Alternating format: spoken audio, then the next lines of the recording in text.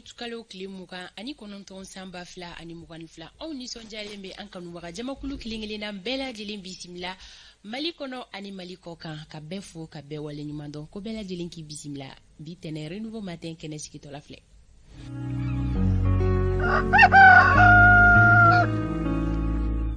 Renouveau sɔgɔmada kunnafoni ale ye jɛmukan ye kɛnɛ min bɛ sigi aw ye dɔgɔkun kɔnɔ siɲɛ 5 a bɛ daminɛ tɛnɛ ka taga kuncɛ juma la nɛgɛ kanɲɛ 7 sanga 15 ka taga bila nɛgɛ kanɲɛ 9 na jɛmukan min kɔnɔna la aw ka kunnafoniya kunfɔlɔw bɛ fara ɲɔgɔn kan ka di aw ma aw mana kɛ diɲɛ fan o fan walasa aw ka se ka bɔ kunnasiri la solika wuli kɛbagaw aw ni ɲɔgɔn tuma aw minnu bɛ wele k'aw sera aw ka baarakɛyɔrɔw la ka ban aw sɔgɔlen don renouveau la an bɛ foli di aw bɛɛ lajɛlen ma maa minnu fɛnɛ ni laada de don olu bolo u bɛ an lajɛ sɔgɔnɔnaw la an ka foli bɛ o bɛɛ lajɛlen ye an lamɛnbaga jamakulu an tɛ ɲinɛ aw kɔ radio renouveau lamɛnbagaw aw ni sɔgɔma radio ɲɛlinin ka bɔ segu an bɛ segukaw ka foli kɛ radio bɛnkan ka bɔ kɛrɛwani radio tiɲɛdugu ka bɔ jura radio futa ka bɔ yanfoyila radio bɛsago ka bɔ kucala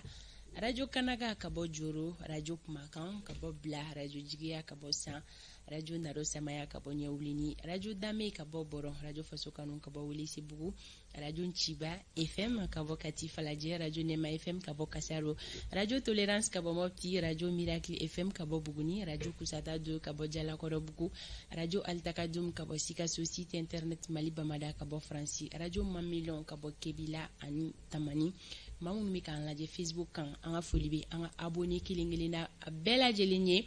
ka fɔ ko bɛɛ k'i bisimila bɛɛ dama ka kan kunnafoniya nasiratigɛ fɛ ni jɛmukan in ale kɔnɔna na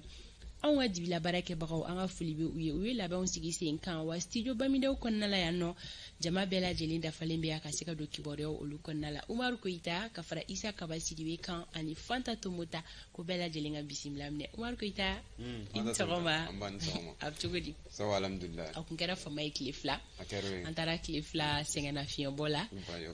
o tile 2 kɔnɔna la kanubagaw ɲɛna fiɲɛ an minɛ a ka kan bi sɔgɔmada in na an ka soli ka na ka se ka na kunnafoniya jɔnjɔn ko di an kanubagaw ma min b'a to u ka kunnasigi dan bɛ se ka kari o la cogoya min na i bisimila an b'an kanubagaw bɛɛ lajɛlen fo k'a fɔ k'u bisimila renouveau sɔgɔmada kunnafoni kɛnɛ kan kunnafoni caman b'an bolo an bɛna min walawala u ye nin ye dɔgɔkun daminɛ an bɛ dugawu kɛ ala k'an ka semaines bɛɛ lajɛlen sabati ka garisɛgɛ ɲuman di an bɛɛ lajɛlen ma Fanta Tomota n kɔni fɛ i sera k'i reposer ka ɲɛ bon Bamakɔ yan est-ce que sɛgɛlafiɲɛbɔ kɛra an ma nɔgɔn koyi dɔɔni dɔrɔn kɔɔri kun tɛ kɔɲɔ na kow ka ca non tɛ kɔɲɔ na kɔɲɔ kun tɛ n bolo nin weekend aya giringajɔ bɛɛ tɛ se ka kɛ kɔɲɔ Umaru kow ka ca ɲɔw ka ca u la jamana ka kalan ani sigi tɛ bɛn Umaru sɔni i bɛna dɔn kibaru dayɛlɛ kanubaga jamakulu ye o la bi tɛnɛndonya in na utukalo tile 29 renouveau sɔgɔmada kunnafoni anw ka laseliw bɛna boli minnu kan olu filɛ sɔni Umaru Koyita ale bɛna dɔn kibaru ka o dayɛlɛ aw ye Isa Kaba Sidibe ani ale bɛ ɲɔgɔn lasɔrɔ walawalali kan bi sɔgɔmada in na kumasi min bɛ anw bolo ka se ka na ɲɛfɔli kɛ aw ye décryptage kɔnɔna la a bɛ fɔ o ma ko droit de veto kɔrɔ an y'a suganti kun jumɛn de kama Isa Kaba ale bɛna tɛmɛ ni o laseliw ye Sori Ibrahim Traoré ale jɛkulu ɲɛmaa ye a bɛ fɔ jɛkulu min ma ko Fermali ale ye jɛkulu min ni u ka wulikajɔ kunba ye min b'a to ko Mali sanu o bɛ se ka manamana cogoya min na malidenw ye u ka wulikajɔ ye o ye an bɛna Sori ɲininka a hakilinata la ka kɛɲɛ ni cakɛda kura min bɛna sigi sen kan a bɛ fɔ min ma ko Sorɛn Mali ni anw yɛrɛ de la ka kuma a kan yan nɔ jɛmukan in kɔnɔna na an bɛna Sori ɲininka o la a ka se ka hakilinata di an ma u ka jɛkulu tɔgɔ la ni o ye Fermali ye fɛn bɛ tali kɛ arabadonna o ye don kɛrɛnkɛrɛnnen ye maaw tɔgɔ la a bɛ fɔ maa minnu ma ko blogueur o kama anw ni Maliki Konate ale kɔni bɛna ɲɔgɔn lasɔrɔ blogueurw ka jɛkuluba dɔ fɛnɛ bɛ yen nɔ ale ye o maa ɲɛmaa ye o kama an bɛna Maliki Konate ɲininka labɛn minnu bɛ u bolokɔrɔ ka kɛɲɛ ni u ka nin don kɛrɛnkɛrɛnnen ye ni o bɛ araba nata ko fɔ ani Maliki bɛna masala o kan o kɛrɛfɛ kɛnɛya kunnafoni o bɛna lase aw ma bi sɔgɔmada in na Awa Daɲogoni docteur Wɔlɔgɛ bɛna masala bana min kan o de ye insuffisance cardiaque ye u bɛna u da don kibaruyaw la ka se ka walawalali kɛ bɛɛ lajɛlen ka faamuyali ɲuman ka o sɔrɔ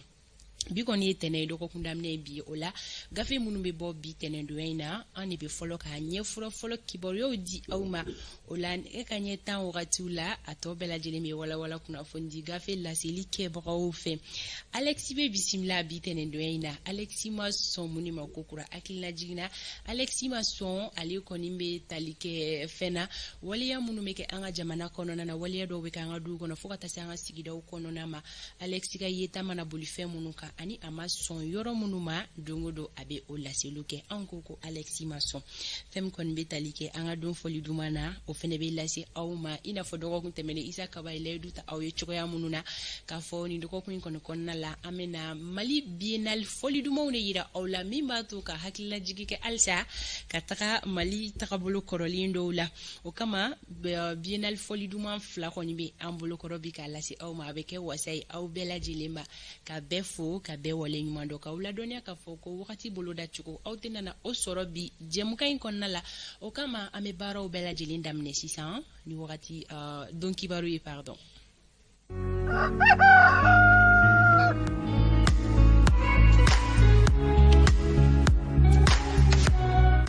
ko kunnafoni sanuma o dɔrɔn de bɛ se ka ma kunna sirilen la wasa sanga kɛra 24 nɛgɛ kaɲɛ 7 sanfɛ Omar Koyita ne bɛ kɛnɛ t'i bolo i ka don kibaru dayɛlɛ ala sɔnna ma don kibaru caman bɛ an bolo bibi na ko maa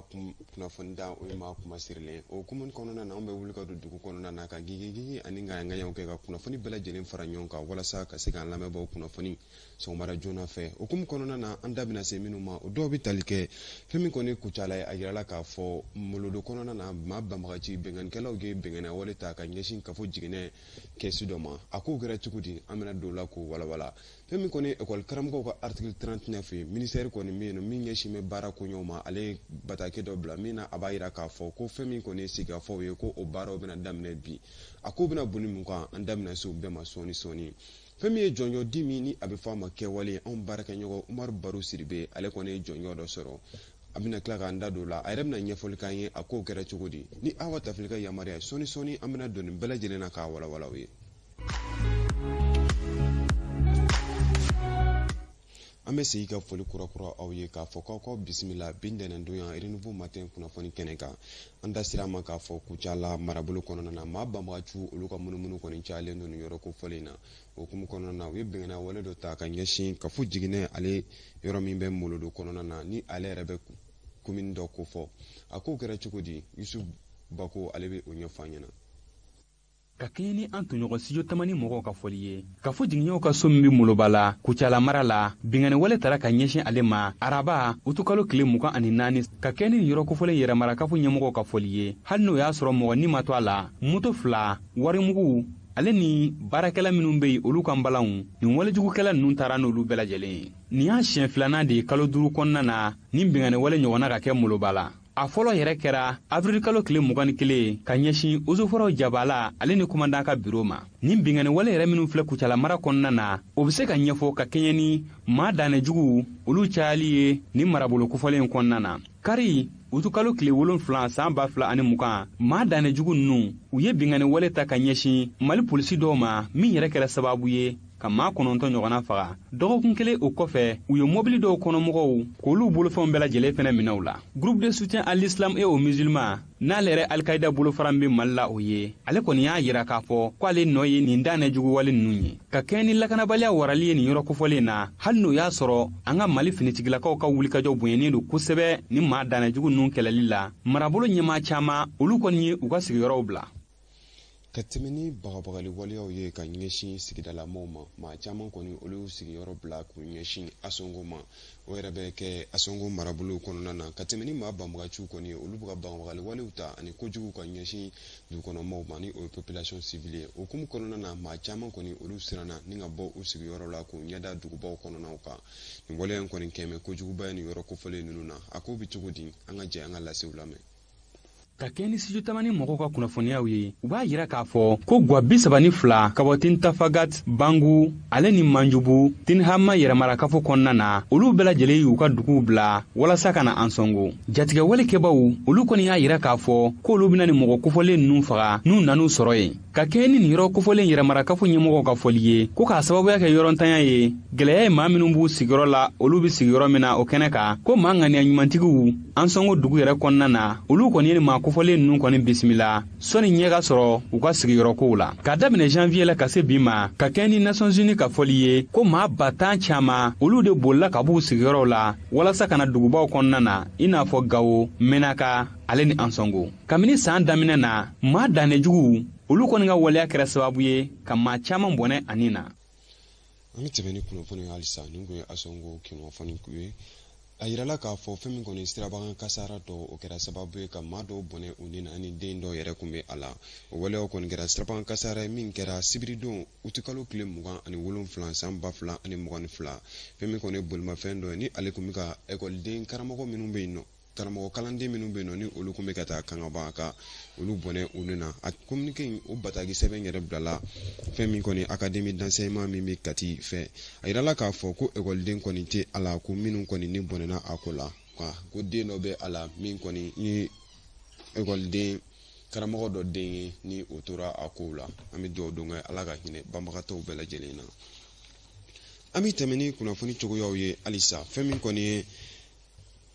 sɛnɛ koɲɔ hukumu kɔnɔ ni waati ninnu sera fɛn min kɔni ye samiyɛ kɔnɔna an b'a dɔn k'a fɔ kaba ale bɛ cari kosɛbɛ an ka dugu kɔnɔnaw la. O bɛ kɛ sababu ye musow ani ka taa se cɛ caman ma minnu bɛ kaba jeni gɛtɔrɔndaw la walasa ka se k'a feere k'u dahirimɛw ɲini a la. A ko in bɛ kɛ sababu ye nin waati ninnu kɔnɔna na maa caman olu ka baara dɔw sɔrɔ k'a kɛ. A ko bɛ kɛ cogo di an ka jɛ Sali ale ɲinini dɔw kɛ a ko kan an ka jɛ an ka kow lajɛ. Kabakɛnɛ jenini ɲɔ ɲɛlen don ni samiya wagati kɔnɔna la. Misabugu 3e pont sira kan an balaka dɔ bɛ Aramata Kulibali ale kɔni bɛ kabakɛnɛ jenini feere a ka ca ni san caman ye ni wagati ninnu na ale kɔni bɛ kabakɛnɛ caman san kaba feerelaw bolo walasa ka se ka kiliyanw nimisi wasa. Ale ni a ɲɔgɔnna caman bɛ kaba jenini feere. Ɲina ni feerekɛla ninnu kɔni bɛ k'a fɔ ko kabakɛnɛ gɛlɛyara kojugu. An bɛ ka gɛlɛya dɔɔni sɔrɔ a la fɔlɔ dɛ parce que la kaba mana ni yan mamara mana san kan ka kaba sɔrɔ 40 30 u bɛ ka fɔ 50 n tɛ ka sɔn ka foyi bɔ a la. O de b'an kan wa an b'a dayɛlɛ fana an b'a sɔrɔ ɲuman ka tiɲɛnen ka ca a la n'a ɲuman ye. An ka feere 20 10 15 tan. An bɛ kaba san bolo bon n'a da jiginnen don fɛ yɛrɛ an b'a di se k'a di sannikɛlaw ma 10 15 bon sufɛmani fana gɛlɛyalen don ka fara kan n'olu passé bɔra la an tɛ fɛn sɔrɔ. Clients de b'an bolo u bɛ bɔ Bangida u bɛ bɔ Muntugula u bɛ na mais ɲinan kaba gɛlɛyara dɛ kaba gɛlɛyara yɛrɛ yɛrɛ san caman an b'a sɔrɔ den 5 40 40 40 mais ɲinan 7 50 7 kɛmɛ a baara gɛlɛyara yɛrɛ yɛrɛ yɛrɛ.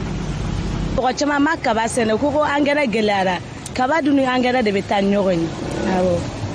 charbon fana yɛlɛnna ɲinan kosɛbɛ kaba dun bɛ jeni ni charbon de charbon fana da gɛlɛyara 1200 1300. Adama Kone ale min ye kaba kanubaga ye ale yɛrɛ bɛna dɔ fɔ an ye kaba kɛnɛ ka kɛnɛyaw kan adamaden ani mina kaba kɛnɛ ka di ale yɛrɛ ye. Ye fɛn ye fɛn min ni a jɔyɔrɔ ka bon adamadenw ka balo la kosɛbɛ.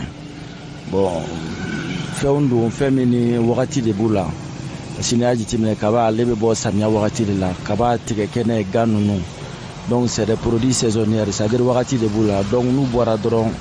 mɔgɔw b'u profiter a wagati la ka nɛgɛla mun b'u la a la ka se ka nɛgɛla in basi quoi ya donc kaba ye fɛn ye vraiment an ka société yɛrɛ kɔnɔ a jɔda ka bon kosɛbɛ bi fɛn dɔ a ma ka di mɔgɔw ye kosɛbɛ ne bɛ hakili sɔrɔ kaba la sinon ne tɛ fa parce que kaba ɲimifɛn yɛrɛ bɛɛ la min kaba tɛ ne b'a la min fɛ ka di ne mais a bɛ ne bana fɛnɛ. Hali ni nin wagati kaba kɛnɛ jeninen kɔni dayɛlɛlen don o tɛ kaba kanubagaw dɛsɛ ka kaba kɛnɛ jeninen sa samiya kɔni bɛ se ka kɛ jateminɛ ye wagati min na kaba ɲɔ ɲɛlen don Mali kɔnɔ. Nin kun ye Salimata Konate ale ni Gabriel Keita olu ka ɲinini fɛn min bolila kaba kɛnɛ ko kan ani wagati kɔnɔna in na. An bɛ tɛmɛ ni kibaruya cogoyaw ye halisa an da sera ma k'a fɔ an ka kumabaw kɔnɔna na min ye k'a fɔ école-maîtres ka lafasali tɔn ani ka taa se jamana ɲɛmɔgɔw ma a yirala k'a fɔ ko sigikafɔ kɛnɛ bɛna sigi u ni ɲɔgɔn cɛ min yɛrɛ la u bɛna kuma école-maîtres ka laɲini min bɛ yen ni a bɛ fɔ a ma article 39 o baaraw yɛrɛ bɛɛ lajɛlen kan ka kɛ ka bɛn bi ma an kɔni b'a yira k'a fɔ nin waati ninnu kɔni kɔnɔna na sigafɔw kɔni kun datugulen don k'a sababu kɛ waati jan ekɔlimɛtiriw yɛrɛ kɔni kun ye baara fɛn min kɔni ye wulikajɔw jɔ ka sɛmɛ k'a sababu kɛ CEDEAO kun kɛn bɛ ka ɲangili min ta ka ɲɛsin an ka jamana ma ani ka se waleya wɛrɛw ma nka bi na kɔni a jirala k'a fɔ ko sigafɔ bɛna dayɛlɛ tuguni jamana ɲɛmɔgɔ ani ekɔlimɛtiriw ka lafasali tɔnw cɛ walasa ka se ka ɲɛfɔli kɛrɛnkɛrɛnlenw kɛ ani bɛnkan bɛ se ka sɔrɔ cogo min na fɛn min kɔni bɛ tali kɛ article 39 la walasa kalanta nataw a kow bɛ se ka kɛ sabati kɔnɔna na k'a sɔrɔ a ma kɛ ni baara bila waleyaw ye. An bɛ tɛmɛ ni kunnafoni cogoyaw ye halisa fɛn min kɔni Ivoire finitigila ka 49 min minɛnen don an ka jamana kɔnɔna na a yirala k'a fɔ yɛlɛmaba kɔni tɛ ka don olu ka sabatiyaw la fɛn min kɔni an bɛ waati min na bi Mali jamana ɲɛmaaw ani ka taa se Ivoire jamana ɲɛmaaw ma wulikajɔw kɔni sumalen don nin kɔsanni na o kow fɛ hali ni o y'a sɔrɔ k'a fɔ Ivoire fɛn min kɔni diinɛ ɲɛmaaw kɔni wulila ka na Mali jamana kɔnɔna na walasa ka se ka na ɲininiw kɛ ani ka se ka sigafɔ waleyaw kɛ jamana ɲɛmaaw fɛ ni finitigilaka ninnu bɛ se ka bila cogo min na jateminɛw kɔni y'a yira k'a fɔ nin waati laban in kɔni na kow kɔni sumalen don olu ta fanfɛla la wa ni maa ninnu u kɔni bɛ Mali kɔnɔna na a bɛ taa kalo kelen bɔ ɲɔgɔn la ni a ko kɛra cogo min na don nataw la an da bɛna don a kunnafoniw bɛɛ lajɛlen na k'a walawalaw ye Fanta Tumota ni kun ye kunnafoni tako fɔlɔ ye an sera ka minnu sɔrɔ ka di an lamɛnbaa jɛkulu ma nin waati in kɔnɔna na sɔni an bɛ don kunnafoni tɔw la k'a bɛɛ lajɛlen walawala u ye siga t'a la Umar Koyita don kibaru kɔnɔna na munumunu salo kun fɔlɔ o tun bɛ tali kɛ na laseli minnu kɛra tako fɔlɔ in kɔnɔna la an dalen b'a la faamuyali jɔnjɔn o kɛra o la sisan an bɛ tɛmɛ ni kibaruya tɔw ye Umar an bɛ taga an ka sirabaw sanfɛla la sisan bi kɔni ye tɛnɛ ye dɔgɔkun daminɛ bi o b'a yira k'a fɔ bi tɛnɛdonya in na jama bɔta ka ca kosɛbɛ sabula ka da kan bi ye baarakɛdonya ye o don ninnu fɛ mɔgɔ bɔta kɔni ka ca kabiri sɔgɔmada joona hukumu kɔnɔna la Sori Ibrahim Diallo ale bɛna taga ni an ye fan jumɛn bi Bamako ale kɔnɔna la n'an sera ka Sori la sɔrɔ sɔgɔmada in na tan ni ka segin bɛ hukumu min kɔnɔna na an ka sirabaw yɛrɛ bɛ lahalaya min kɔnɔna la anw tɛ ɲina tuma si Anazer ka bilasiralikanw kɔ Fuseni Daw ye anw ka bi nɛgɛ karafetigi ye Fuseni i b'a lajɛ n'an sera ka Sori la sɔrɔ